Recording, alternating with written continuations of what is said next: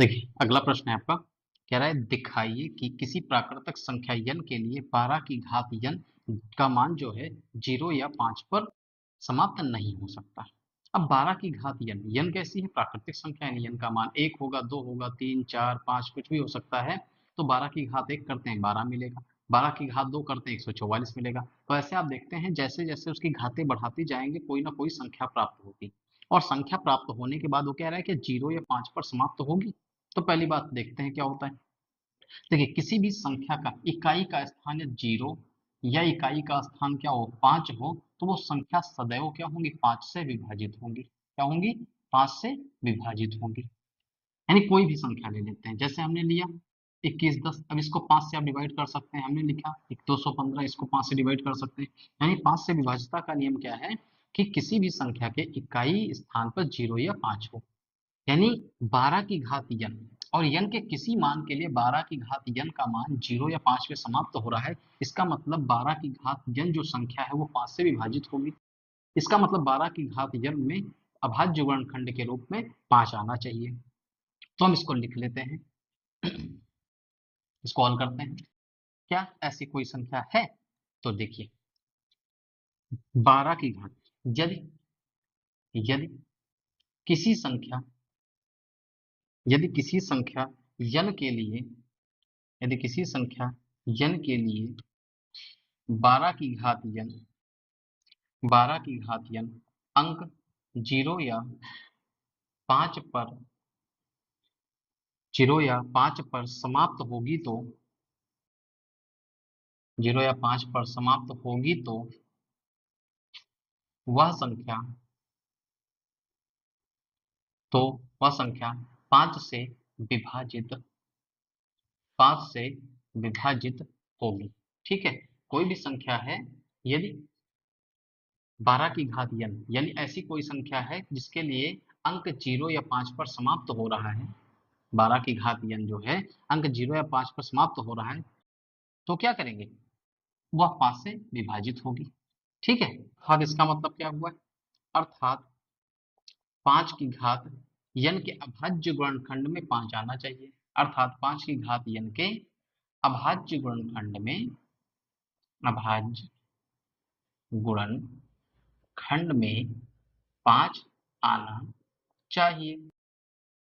अब देखते हैं क्या 5 आ रहा है, तो चेक करते हैं। 12 की घात n के अभाज्य गुणनखंड करते हैं तो 2 गुणे 2 4, और 4 का 3 से गुणा करेंगे 12 और घात n। क्या देखेंगे इसके अंदर कहीं भी आपको 5 दिखाई पड़ रहा है? तो आप बोलेंगे नहीं, जो कि क्या है? संभव नहीं है, जो कि संभव नहीं है कि इसके अभाज्य गुणनखंड में 5 आए। तो लिख देंगे यदि 5 नहीं आ रहा है तो इसलिए ऐसी कोई संख्या नहीं है, ऐसी कोई संख्या n नहीं है जिसके लिए जो 12 की घात n है, 12 की घात n का जो मान 0 या 5 पर 0 या 5 पर समाप्त हो। ठीक है, इसका मतलब n क्या है? कोई ऐसी n नहीं है जिसका क्या करें 12 की घात n यानी n का मान रखने पर वो 0 या 5 पर समाप्त हो, नहीं हो सकता, ऐसा पॉसिबल नहीं है। ठीक है, अगला प्रश्न है आपका क्वेश्चन नंबर 13, निम्नतम भाज्य संख्या तथा निम्नतम अभाज्य संख्या का मासा ज्ञात कीजिए। महत्तम समापवर्तक आपको क्या करना है? ज्ञात करना है। ऐसे संख्याओं में क्या करेंगे हम कि निम्नतम भाज्य संख्या हमको पता होना चाहिए, निम्नतम अभाज्य संख्या पता होना चाहिए। तो याद होगा स्टार्टिंग की क्लास में बताए थे निम्नतम भाज्य संख्या कौन सी होती है? आपकी निम्नतम भाज्य संख्या 4 है। निम्नतम अभाज्य संख्या कौन सी थी? निम्नतम अभाज्य संख्या आपकी 2 थी, जो कि अकेली एक सम संख्या है जो अभाज्य है। तो लिखेंगे निम्नतम भाज्य संख्या, निम्नतम भाज्य संख्या बराबर कितना है? निम्नतम भाज्य संख्या आपकी 4 है, और 4 के फैक्टर करते हैं तो क्या होंगे अभाज्य गुणनखंड? 2 गुणे 2 मिल जाएगा। और निम्नतम निम्नतम अभाज्य संख्या, निम्नतम अभाज्य संख्या क्या होती है? वो होती है 2। अब 2 के फैक्टर करेंगे तो 2 ही मिलना है, यानी 1 गुणे 2 लिख सकते हैं। इसके भी गुणा में 1 लिख सकते हैं। अब इसका क्या निकालना है? मासा, यानी मासा क्या हो जाएगा? तो महत्तम समापवर्तक इक्वल टू इन दोनों में जो कॉमन हो उसको ले लेंगे, यानी 1 और 2 है, इसका कितना आंसर आ जाएगा 2। यानी निम्नतम भाज्य संख्या और निम्नतम अभाज्य संख्या का जो एचसीएफ होता है वो सदैव कितना होगा, 2 होगा। ठीक है, देखिए अगला प्रश्न है क्वेश्चन नंबर 14। क्या कह रहा है, अंगणित की आधारभूत प्रमेय का प्रयोग करके 120 और 144 का लासा और मासा ज्ञात करना है। ठीक है, देखो अंगणित का आधारभूत प्रमेय क्या होती है, संख्याओं के अभाज्य गुणनखंड करना। जब हम संख्याओं के अभाज्य गुणनखंड करते हैं उसी को बोलते हैं अंगणित की आधारभूत प्रमेय। तो संख्याओं का अभाज्य गुणनखंड करते हैं, सबसे पहले 120 का। तो 120 के अभाज्य गुणनखंड क्या होंगे, निकालिए।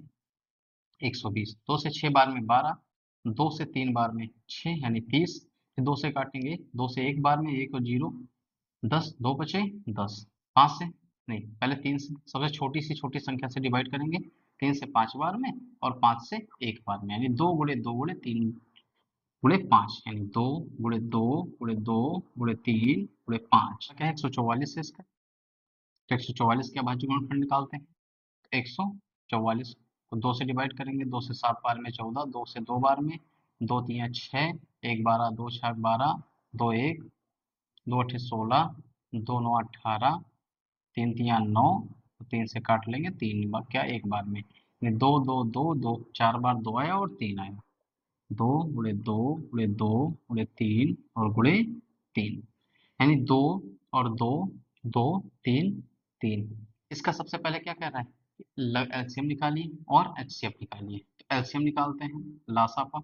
एलसीएम क्या होता है, इन संख्याओं में जो मिल रहा हो दोनों के अंदर कॉमन उसको हम एक बार ले लेंगे, और जो ना भी मिल रहा हो उसको भी हम ले लेंगे एज इट इज। तो क्या होगा 2, फिर ये वाला 2, फिर ये 2 मिल रहा है, ये 2 नहीं मिला फिर भी ले लेंगे, फिर इन दोनों में 3 और ये 3 नहीं मिल रहा है और ये 5, यानी 2 गुणे 2 गुणे 2 गुणे 2 गुणे 3 गुणे 3 गुणे 5, इसका गुणा करते हैं कितना हो जाएगा, 2 से 2 बार में 4 दूनी 8 दूनी 16, 48 5 से 15, 48 15 720 होगा, कितना होगा 720। अगला इसका एचसीएफ निकालते हैं। एचसीएफ क्या होगा, जो दोनों में मिल रहा हो, यानी 2 2 2 और 3, 2 दूनी 4 दूनी 8, 8 3 24, यानी 24 इसका क्या हो जाएगा एचसीएफ हो जाएगा। क्वेश्चन नंबर 15 और 16 दो प्रश्न साथ में लिए हैं। यदि मासा 35 45 का 5 है और लासा 35 45 का 63 गुणे ए है, तो कह रहा है ए का मान ज्ञात करिए। अब यहाँ पे दो संख्याएं आपको दी गई है, एक तो दी गई है 35 और दूसरी क्या दी गई है 45। अब ध्यान करिए, इसके अंदर जो इसका लासा दिया गया है वो कितना है 35 63 गुणे ए, कितना है 63 गुणे ए, यानी लासा हमारा ऐसा है जो अज्ञात संख्या के रूप में भी है। इसका मतलब दो नंबर से उनका हम ज्ञात रूप में निकाल ले लासा कितना होगा, तो ये अज्ञात रूप में जो लासा है और ज्ञात रूप में जो लासा होगा दोनों तो आपस में बराबर होंगे, और बराबर करके ए का मान हम आसानी से ज्ञात कर सकते हैं। तो सबसे पहले इसका सॉल्व करेंगे तो निकाल लेंगे, दो संख्याएं आपके पास दी गई हैं और इनका क्या दिया गया है मासा दिया गया है। तो क्वेश्चन में क्या है एचसीएफ है आपके पास। देखिए एक संख्या आपको दी गई है कितना 35, दूसरी संख्या कितनी दी गई है,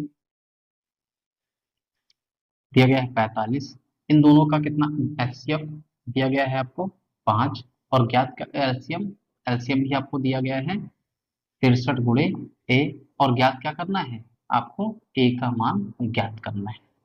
देखिए तो फॉर्मूला होता है जो कि एलसीएम इक्वल टू, सीधा फॉर्मूला भी यहाँ पे अप्लाई कर सकते हैं, एलसीएम इक्वल टू पहली संख्या गुणे दूसरी संख्या, यानी दोनों संख्याओं का गुणनफल, दोनों संख्या का गुणनफल और डिवाइडेड यानी बटे में क्या हो जाएगा एचसीएफ होगा। ये आपका फॉर्मूला होता है, दो संख्याओं का गुणनफल बराबर एलसीएम गुणे एचसीएफ। एलसीएम निकालना है तो दो संख्याओं का गुणनफल बटे क्या हो जाएगा एचसीएफ हो जाएगा। दो संख्याएं कौन कौन सी हैं, संख्या आपकी एक 35 है, दूसरा कितना है 45 है, और बटे में एचसीएफ कितना है 5, 5 से डिवाइड कर देंगे तो क्या हो जाएगा 5 सत्ते 35, यानी यहाँ से क्या मिल गया एलसीएम। एलसीएम आपके पास कितना है 63 गुणे ए, और बराबर क्या मिल गया 7 गुणे 45। ए का मान चाहिए तो ए के साथ में ये गुणा में है तो दूसरी तरफ क्या हो जाएगा बटे यानी डिवाइड में हो जाएगा, 7 गुणे 45। 7 से 9 बार में 63, 9 से 5 बार में 45, यानी यहाँ से क्या आ जाएगा, ए का मान कितना मिल गया, 5 मिल गया। ठीक है, दूसरा प्रश्न क्या लिखा है, यदि संख्याओं ए और बी का मासा दिया गया है 12, यानी संख्या कौन कौन सी है संख्याएं, ए तथा बी है, दो संख्याएं हैं, इनका एचसीएफ दिया गया है, एचसीएफ कितना है, 12 है। इन दोनों का गुणनफल दिया गया है, यानी संख्याएं ए गुणे बी, यानी दोनों का गुणनफल कितना है, 3600 है। तो आपको क्या ज्ञात करना है, तब इन संख्याओं का एलसीएम ज्ञात करना है, यानी लासा ज्ञात करना है। तो चूंकि फॉर्मूला क्या होता है, एलसीएम इक्वल टू दो संख्याओं का गुणनफल, दो संख्याएं कौन कौन सी हैं, लिख देते हैं, दोनों संख्याओं का गुणनफल, दोनों संख्याओं का गुणनफल और डिवाइडेड क्या हो जाएगा, एचसीएफ होगा। दो संख्याएं कौन कौन सी, ए और बी है, यानी ए गुणे बी, और एलसीएम आपके पास कितना है, एचसीएफ, चलिए एचसीएफ कितना है यहाँ पे,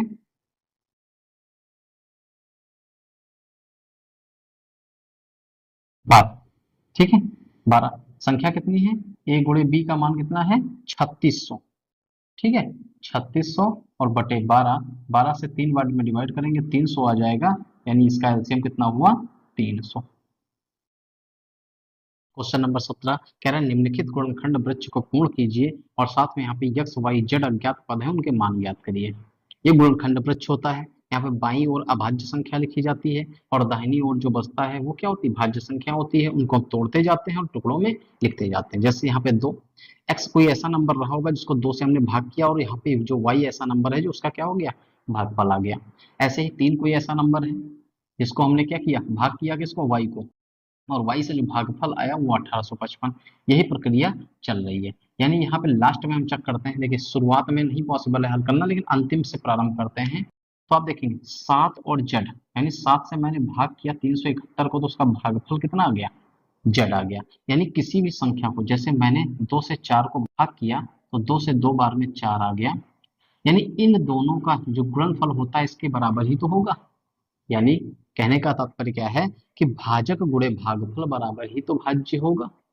तो यहाँ पे हम देखेंगे ये दोनों क्या है, ये भाजक है जिससे इसको भाग किया जा रहा है, ये भाज्य है और इसका ये भागफल है, यानी भाजक गुणे भागफल। तो चूंकि 7 गुणे जेड ये बराबर कितने के हो जाएंगे, 371 का, जेड का मान यहाँ से निकाल लेंगे 371 और बटे में कितने हो जाएगा 7, 7 से 5 बार में 35 और यहाँ पे 3 मिला 35, 2 7 या 21, यानी जेड का मान कितना आ गया, 53 आ गया, यानी जेड का मान यहाँ से 53 रख सकते हैं। अब देखते हैं आगे बढ़ते हैं, हमको किसका मान चाहिए, वाई। वाई यानी ऐसी संख्या है जो 3 से भाग की जा रही है और 1855 प्राप्त हो रहा है, यानी भाजक और भागफल का गुणनफल ही तो वाई होगा। तो वाई इक्वल टू कितना हो जाएगा, 3 गुणे 1855, गुणा कर देते हैं, 3 का 5 से, 3 5 15, 3 5 15 1 16, 3 8 24 और 1 25, 3 का एक बार में 3 और 2 5, यानी 55 65 यहाँ से मिल जाएगा आपको। आगे देखते हैं, y मिल गया और यक्स, अब 2 और y का गुणा ही तो यक्स होगा, तथा x इक्वल टू क्या आ जाएगा, 2 गुणे y, और y का मान यहाँ से आपने निकाला 5565 रख देंगे और इसको हल कर देंगे, तो हल करेंगे तो क्या मिल जाएगा, 2 का 5 बार में 10, यानी x इक्वल टू 2 का 5 बार में 10, 6 12 और 1 13 आ जाएगा, 2 5 10 और 1 11, 2 5 10 और 1 11, यानी 11 130, यानी इसका मान कितना मिला, 11 130, और y का मान कितना मिला, y का मिला मान 55 65। ठीक है, ये लास्ट क्वेश्चन था आपका, एक्सरसाइज आपकी समाप्त हुई 1.1। पहले एक्सरसाइज में केवल 17 क्वेश्चन से 17 हमने सारे के सारे क्वेश्चन करवा दिए। आप भी प्रयास करिए, और यदि क्लास आपको अच्छी लगती हो तो कृपया करके लाइक करिए और शेयर कीजिए और सब्सक्राइब कीजिए। धन्यवाद।